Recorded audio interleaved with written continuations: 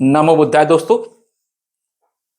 उपस्थित हूं आपके सामने एक नए वीडियो के साथ, एक नए विषय के साथ। दोस्तों, क्या आप समझते हैं कि कुछ प्रश्न ऐसे भी थे जिनके उत्तर बुद्ध ने नहीं दिए?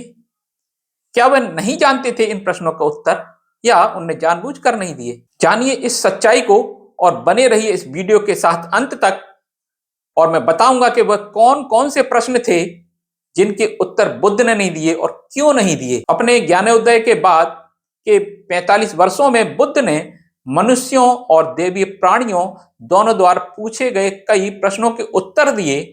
प्रश्नों की प्रकृति के आधार पर बुद्ध ने मुख्यतः 4 तरीकों से एक का उपयोग करके उत्तर दिया। पहला, उन्होंने उन प्रश्नों के स्पष्ट उत्तर दिए जिनके उत्तर प्रत्यक्ष थे। दूसरा, उन्होंने उन प्रश्नों के उत्तरों पर विस्तार से प्रकाश डाला जिनके लिए सावधानी पूर्वक विश्लेषण की आवश्यकता थी। तीसरा, उन्होंने उत्तर खोजने के लिए जिज्ञासु को मार्गदर्शन देने हेतु प्रति प्रश्न पूछे। चौथा, उन्होंने कुछ प्रश्नों को अलग रखा। विशेष रूप से बुद्ध ने 10 प्रश्नों पर मौन रखा। ये अघोषित प्रश्न जिन्हें अलग रखा गया, वे कौन से थे, उन्हें हम आपके सामने रखते हैं। पहला, क्या ब्रह्मांड शाश्वत है? दूसरा, क्या ब्रह्मांड शाश्वत नहीं है? क्या ब्रह्मांड परिमित है? क्या ब्रह्मांड अनंत है? क्या आत्मा और शरीर एक ही है? क्या आत्मा और शरीर एक नहीं है? क्या आत्मज्ञानी व्यक्ति का मृत्यु के बाद पुनर्जन्म होगा? क्या ज्ञानी पुरुष का मृत्यु के बाद पुनर्जन्म नहीं होगा? क्या आत्मज्ञानी व्यक्ति का मृत्यु के बाद पुनर्जन्म होगा भी और नहीं भी होगा?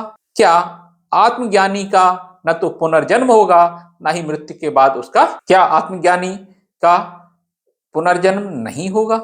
ऐसा कहा जाता है जब पूज्य मालुक के पुत्र एकांत में ध्यान साधना कर रहे थे, तब उनके मन में ये 10 प्रश्न उठे। वे इन प्रश्नों को लेकर बुद्ध के पास गए, यहां तक कि उनसे आग्रह किया कि यदि उत्तर न मिले तो वे वस्त्र त्याग देंगे और बुद्ध के साथ अपनी साधना त्याग देंगे। बुद्ध ने मना कर दिया और इसके बजाय पूज्य मालुक के पुत्र से शांतिपूर्वक पूछा, क्या इन 10 प्रश्नों के उत्तर देने का वचन दिया गया है, या क्या बुद्ध के साथ साधना के बदले में इन प्रश्नों के उत्तर देने का अनुरोध किया गया है?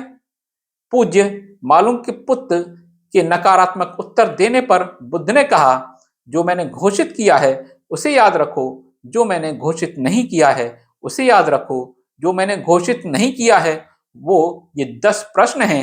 इन 10 प्रश्नों के उत्तर मैंने घोषित नहीं किए हैं।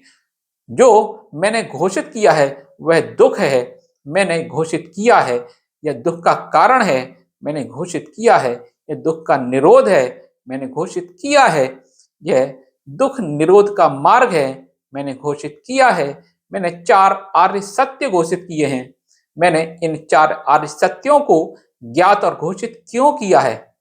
ऐसा इसलिए है क्योंकि ये लाभकारी हैं, दुख निरोध और आत्मज्ञान की ओर ले जाते हैं, और वे पूर्ण शांति, सुख और निर्वाण की ओर ले जाते हैं।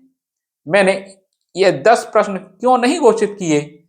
ऐसा इसलिए है कि वे आत्मज्ञान, शांति, जागृति की ओर नहीं ले जाते। यह अनुमान लगाया गया था कि बुद्ध इन प्रश्नों का पर केवल इसलिए चुप रहे क्योंकि इनके उत्तर उन्हें पता नहीं थे। हालांकि जब प्रवचनों का विश्लेषण किया गया तो यह विश्वास पुष्ट नहीं हो सका कि बुद्ध ने कई अवसरों पर अदृश्य और अनसुनने को समझने की अपनी क्षमता का बखान किया था। ऐसा ही एक प्रवचन सिंसपा वन में हुआ था, जहां उन्होंने मुट्ठी भर पत्ते लेकर अपने शिष्यों से पूछा कि संख्या में कौन अधिक है, उनके हाथ में या जंगल में। अपने शिष्यों से इस उत्तर की पुष्टि करते हुए कि जंगल में पत्तों की संख्या निर्विवाद रूप से अधिक है, उन्होंने इसकी तुलना उनके द्वारा सिखाई गई शिक्षा और उनके द्वारा ज्ञात ज्ञान के बीच में अंतर से की। दूसरा संभावित कारण यह था कि यद्यपि बुद्ध के पास उत्तर थे, फिर भी उनकी गहनता के कारण जिज्ञासुओं के लिए उन्हें समझना कठिन था। वास्तव में अपने ज्ञानोदय के तुरंत बाद बुद्ध ने उस धम्म की शिक्षा देने में संकोच किया जिसकी उन्हें अनुभूति थी, क्योंकि उनकी सूक्ष्म, उदात्त और गहन प्रकृति मोहग्रस्त मनुष्यों के लिए कठिन थी। जब ब्रह्म सहपति नामक एक दिव्य सत्या ने उनसे धम्म की शिक्षा देने का अनुरोध किया, तो बुद्ध ने अपना विचार बदल लिया, क्योंकि हो सकता है कि कुछ लोग सत्य को देख सकें। बुद्ध के मौन का तीसरा कारण यह था कि प्रश्न काल्पनिक थे या गलत तरीके से लिखे गए थे, या प्रश्नकर्ता उत्तर समझने की स्थिति में नहीं थे। इन प्रश्नों के उत्तर देने से केवल और अधिक भ्रम पैदा हो सकता था। इसके बजाय बुद्ध ने व्यक्तियों को आत्मज्ञान प्राप्त करने हेतु लगन से अभ्यास करने के लिए प्रोत्साहित किया, ताकि वे स्वतंत्र रूप से उत्तर प्राप्त कर सकें। अंततः बुद्ध का उत्तर देने से इनकार इन धर्मों की दो प्रमुख विश्वास प्रणालियों, शाश्वतवाद और शून्यवाद में किसी एक में पढ़ने से इनकार करने से भी उपजा हो सकता है। इन प्रश्नों का उत्तर देने से बुद्ध एक जाल में फंस जाते, जिससे उन्होंने बुद्धिमानी से बच निकले। वास्तव में ब्रह्मांड के बारे में इनमें से कुछ प्रश्नों के उत्तर वर्षों से किए गए अनेक वैज्ञानिक शोधों के बावजूद रहस्य बने हुए हैं। हालांकि ऐसे शोधों के आलोक में विभिन्न धर्मों द्वारा प्रतिपादित कुछ सिद्धांतों को गलत साबित किया गया है। दूसरी ओर बुद्ध की शिक्षाएं, जो 4 आर्य सत्य, प्रतीति समुत्पाद, अस्तित्व के 3 चिन्ह और आसक्ति के 5 स्कंद पर केंद्रित हैं, विज्ञान के साथ सह अस्तित्व में हैं।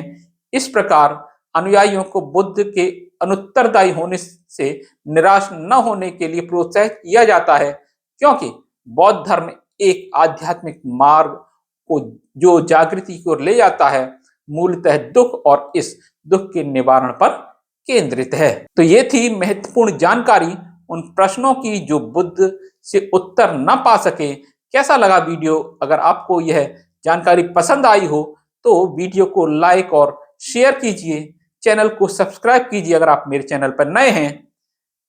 मिलता हूं अगले वीडियो में, तब तक के लिए नमो बुद्धाय।